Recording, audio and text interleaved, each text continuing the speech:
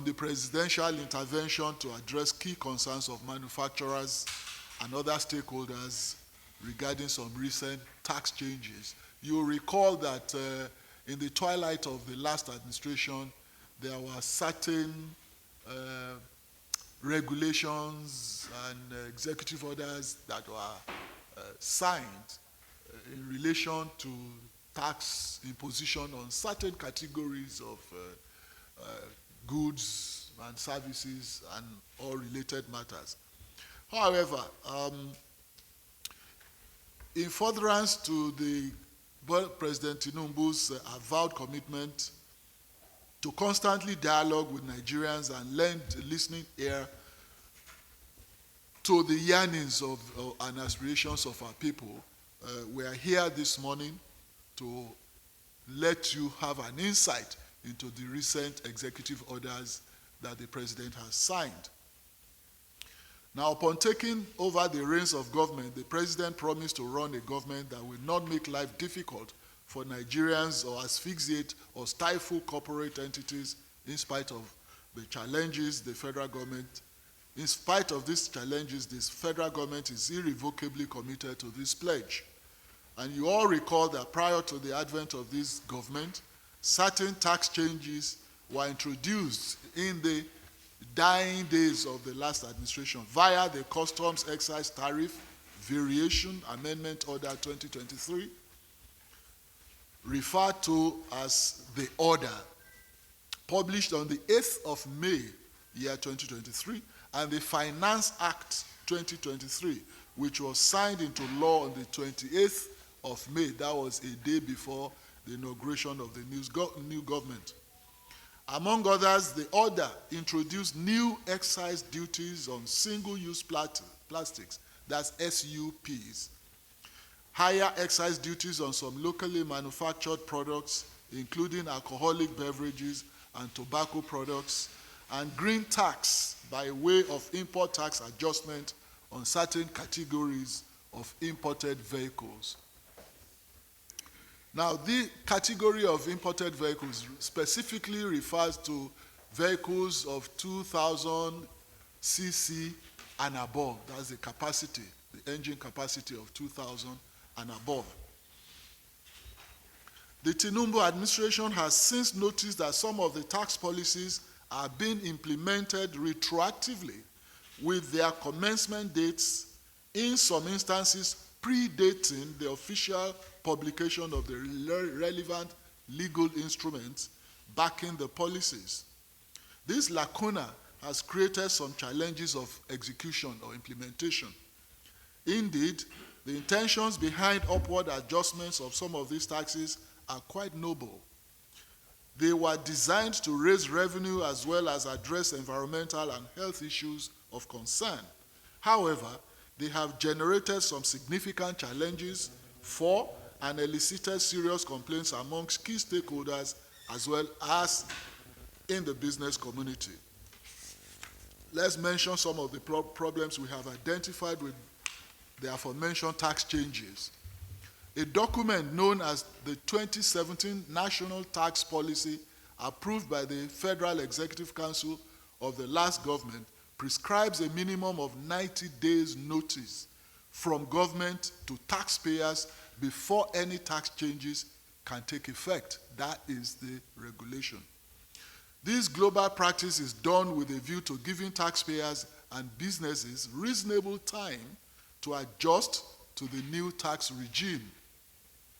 However, both the Finance Act 2023 and the Customs Excise Tariff Order 2023 did not give the required minimum notice period, thus putting businesses in violation of the new tax regime even before the changes were gazetted.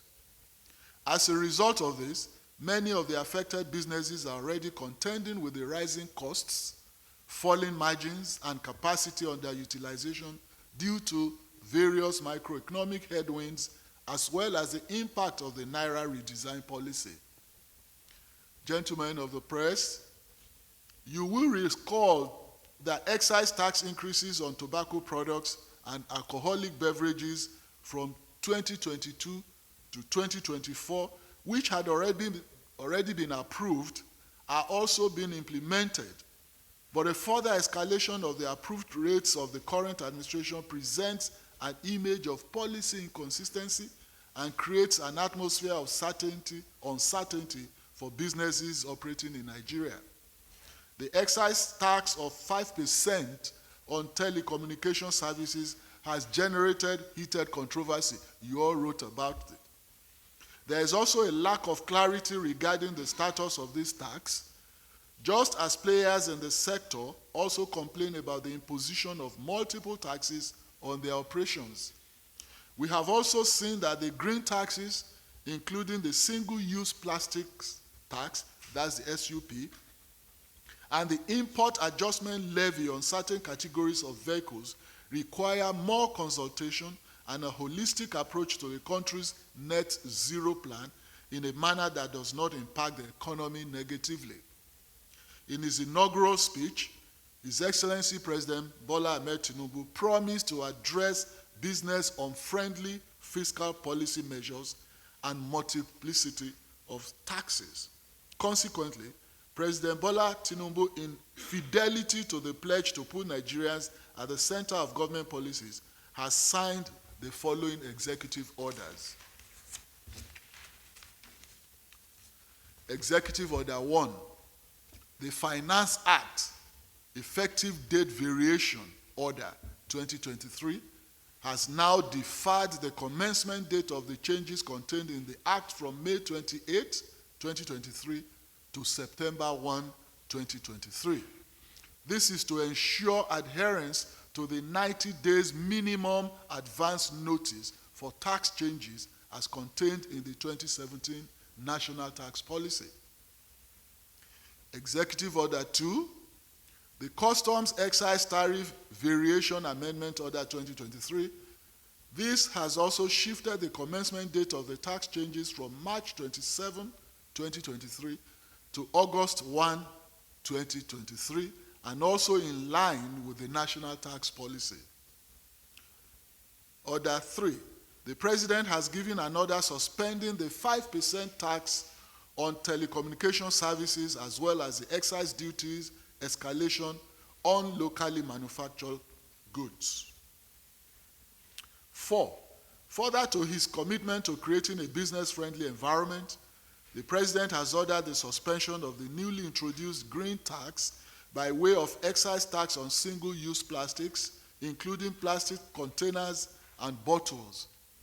In addition, the President has ordered the suspension of import tax adjustment levy on certain categories of vehicles. Like I said earlier on, any vehicle of 2,000 capacity, engine capacity and above, which the tax was imposed upon, has now been suspended. So it means that for the meantime, in the interim, the tax imposed on any vehicle of 2,000 cc and above is now suspended.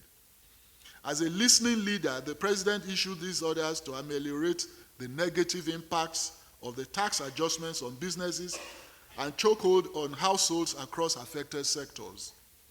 His Excellency will not exacerbate or exaggerate the plight of Nigerians. In closing, the President wishes to reiterate his commitment to reviewing complaints about multiple taxation and anti-business inhibitions. The federal government sees business owners, local and foreign investors as critical engines in its focus on achieving higher GDP growth, an appreciable reduction in unemployment rate through job creation. The government will therefore continue to give requisite stimulus by way of friendly policies to allow businesses to flourish in the country. President Bola Tinubu wishes to assure Nigerians, by whose sacred mandate is in office, that there will not be further tax raise without robust and wide consultations undertaken within the context of a coherent fiscal policy framework.